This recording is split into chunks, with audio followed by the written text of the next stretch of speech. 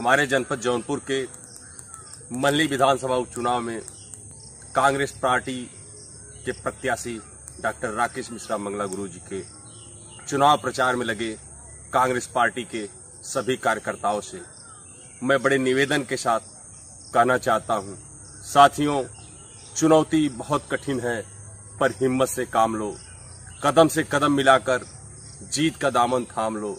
अब तो दिन मुकर्रर हो गए हैं लड़ाई के साथियों, सूरज के सातों घोड़ों की लगाम थाम लो।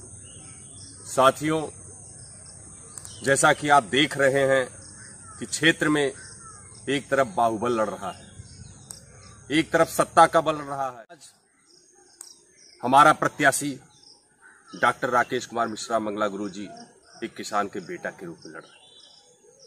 जनता के बीच में जाना है और सत्ता के जो गलत नीतियां हैं, जो गलत कार्य हैं, उसको जन जन तक पहुंचाना है। साथियों, जो उपचुनाव होता है, उपचुनाव सत्ता की गलत नीतियों के खिलाफ होता है और सत्ता की गलत नीतियों का समाज में लाने का काम करता है। आज वही उपचुनाव हमारे मल्हनी विधानसभा में होने जा रहा है। अभी कुछ दिन पहले हमारे सूबे के मुखिया योगी जी आए थे, कह के गए किसी भी हाल में हमें मल्हनी का चुनाव जीतना है। तो साथियों, किसी भी हाल में जीतने का मतलब आप समझ सकते हैं। अभी कल ही की बात है कि प्रशासन ने छापेमारी की कार्रवाइयां शुरू की है, मुकदमे लिखे गए हैं, कुछ मोटरसाइकिलें उठाई गई हैं, होटल पे छापे पड़े हैं। अभी आगे बहुत कुछ हो सकता है। प्रशासन से ये आग्रह करना चाहते हैं कि आप पूरी निष्पक्षता के साथ चुनाव कराइए और किसी पार्टी के एजेंट के रूप में कार्य प्लीज कृपया मत करिएगा। जनता सब कुछ देख रही है, महंगाई चरम पे है, बेरोजगारी चरम पे है। पिछले 47 सालों में बेरोजगारी का स्तर सबसे ऊंचे पायदान पर है। महंगाई का दौर देख ले साथियों, कभी आलू 50 रुपए किलो नहीं बिका था, आज आलू की मार्केट की कीमत 50 रुपए हो गई है। प्याज 100 रुपए पार हो गई है, टमाटर 80 रुपए का बिक रहा है। जो आम जीवन की आवश्यक चीजें हैं उस पर महंगाई की मार इतनी बढ़ गई है।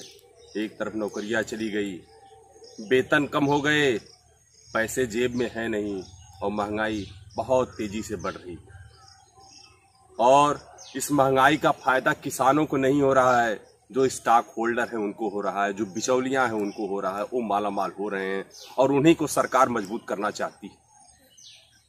तो आज जो ये महंगाई की मार हम पे चल रही है और सरकार कह रही है कि इंपोर्ट कम करके महंगाई पे अंकुश लगाया जा सकता है, ये जुबान से बरगलाने वाली बात पे विश्वास में जनता आने वाली नहीं है।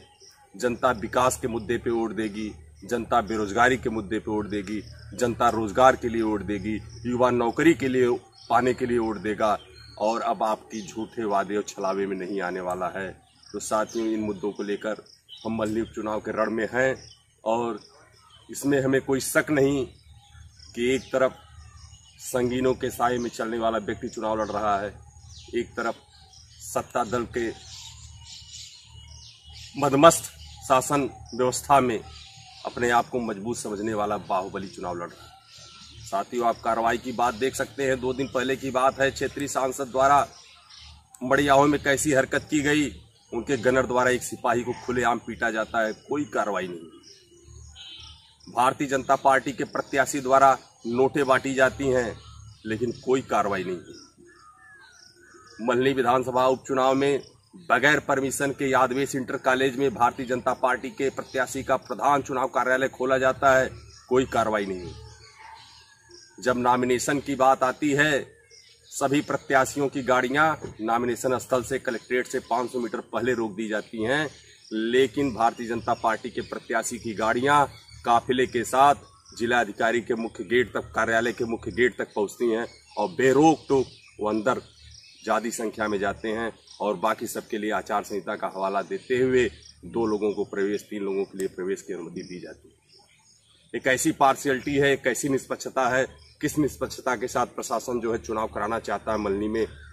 अगर प्रशासन चाहता है कि निष्पक्षता के साथ चुनाव हो तो जो कार्रवाइयाँ, जो मानक, जो रूल और रेगुलेशन भारतीय जनता पार्टी के प्रत्याशी के लिए हों, वही सारे दलों के प्रत्याशियों के लिए हों। और अगर आप अहंकार में से योगी सरकार कदम उठाती है और जबरदस्ती चुनाव जीतने का प्रयास करती है, तो जनता उसका मुंहतोड़ जवाब देगी। जनता वोट की चोट से अपना मत देने के लिए, अपने मत के माध्यम से सरकार तक अपनी आवाज़ पहुंचाने के लिए मल्हनी विधानसभा उपचुनाव में तैयार बैठी है। और मल्हनी के रण में अप्रत्याशित कांग्रेस पार्टी का प्रत्याशी अपनी जीत दर्ज कराने जा रहा है। जय हिंद।